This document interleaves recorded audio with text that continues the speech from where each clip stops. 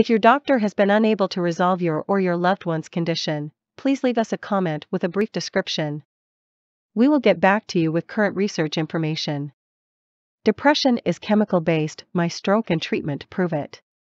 If you have depression and/or anxiety, then you need to watch this full video.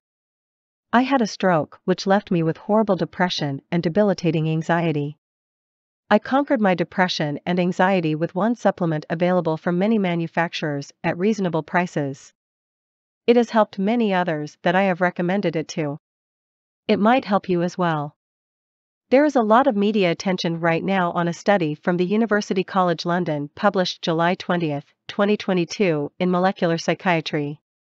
This research study is being referred to in many places as providing proof that depression is not caused by a chemical imbalance in the brain. I am going to tell you in a brief, simplified manner what the study is based on, how some of its conclusions are based on faulty premises, and as well missing some important treatment data. I will then tell you how my stroke and my personal treatment regimen provides definitive proof that depression and anxiety are caused by a chemical imbalance in the brain. If I don't follow my treatment regimen every day, my depression and anxiety, along with physical issues, come crashing back down on me. I will then discuss what my research identified and what I then did and continue to do in order to greatly reduce my severe depression and anxiety. Everything described here is backed up by published research and medical advice from the Mayo Clinic, the #1 hospital in the USA. So, let's talk quickly about the study.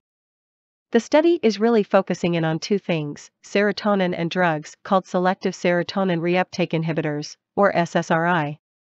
Serotonin is critical to the brain in many areas including depression and anxiety.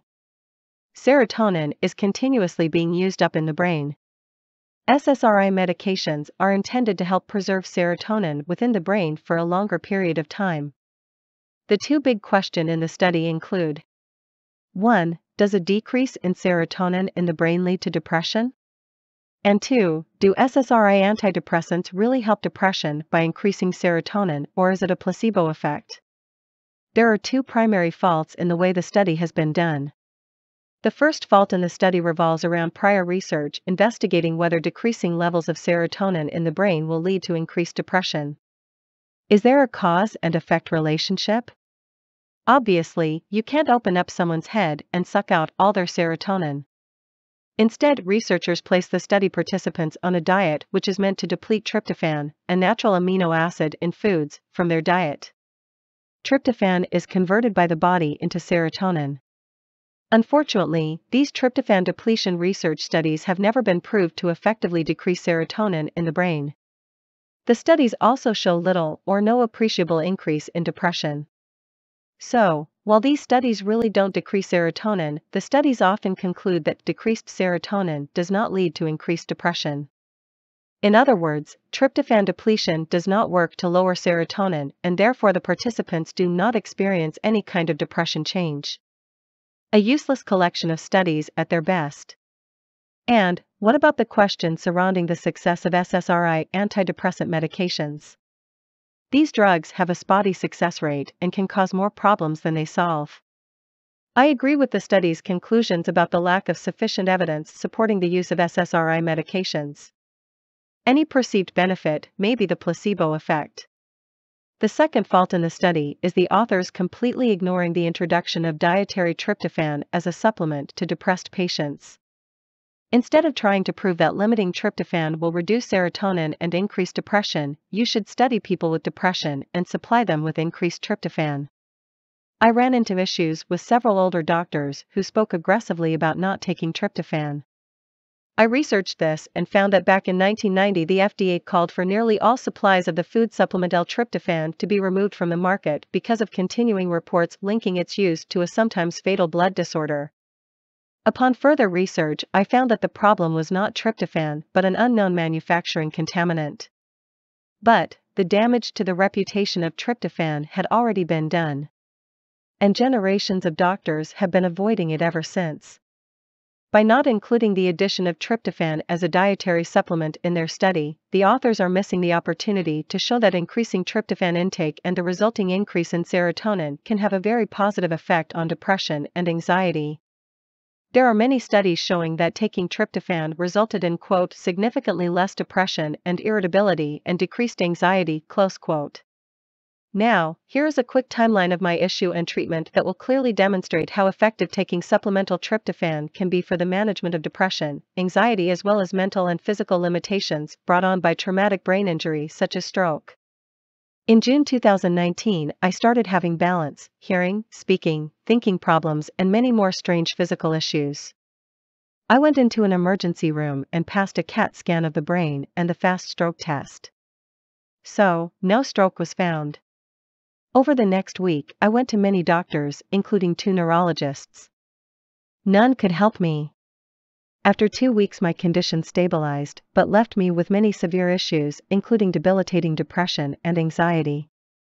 I tried to continue with my job and my life. But, I was mentally and physically unable to continue. After 5 months of painful attempts, I gave up and I went on disability.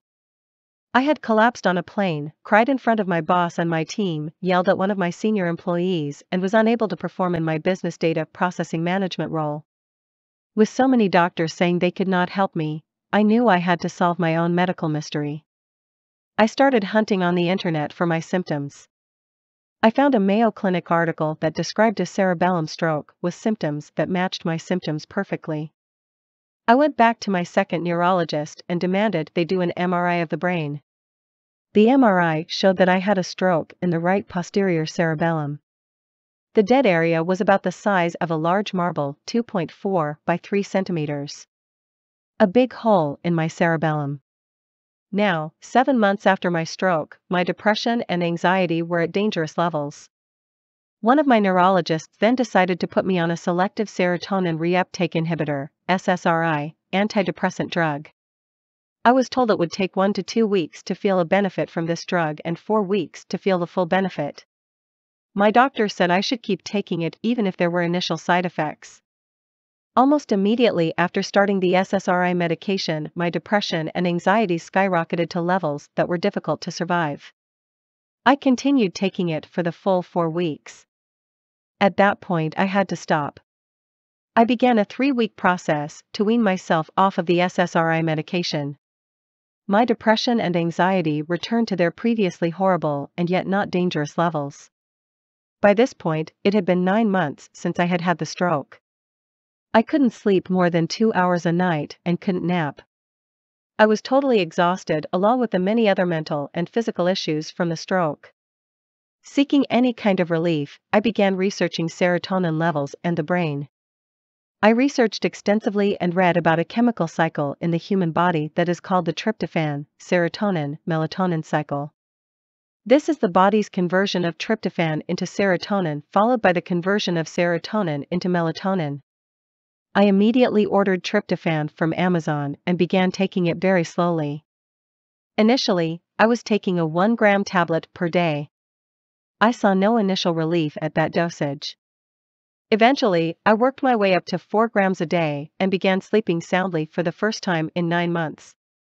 And I could nap. As I slowly continued increasing my dosage, I found medical advice on the Mayo Clinic website on tryptophan dosing for depression.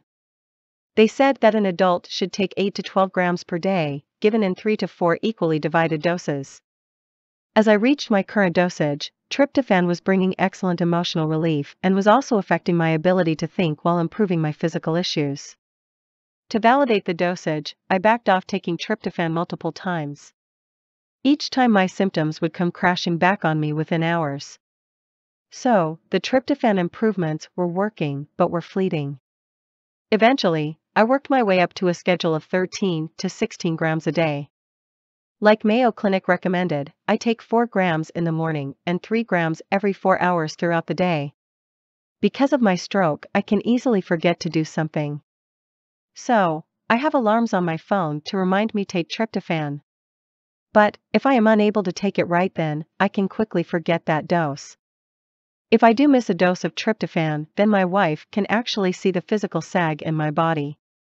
My wife also has noted the way my emotions get more aggressive. She will then ask me, "Did you take your tryptophan?" Tryptophan has been a miracle supplement for me. My depression and anxiety are now tightly controlled without taking any prescription medications and with little or no side effects. I can definitely state that my stroke changed my brain in a very negative way, especially in leaving me with a depleted level of serotonin. My limitations, depression and anxiety are all results of the stroke. I have been taking tryptophan for the last 2 years. It has brought tremendous emotional and physical relief to both me and my family. It might work for you as well. We hope you have found this information valuable. If you enjoy these videos and want to support us being able to continue creating content for many years to come, we'd love for you to consider becoming a patron of Converged Medical Research. The link for becoming a patron is in the description below. We have many other sessions on medical-related topics coming. If you need information on a particular topic, please leave a comment below. Please click the subscribe button and ring the bell.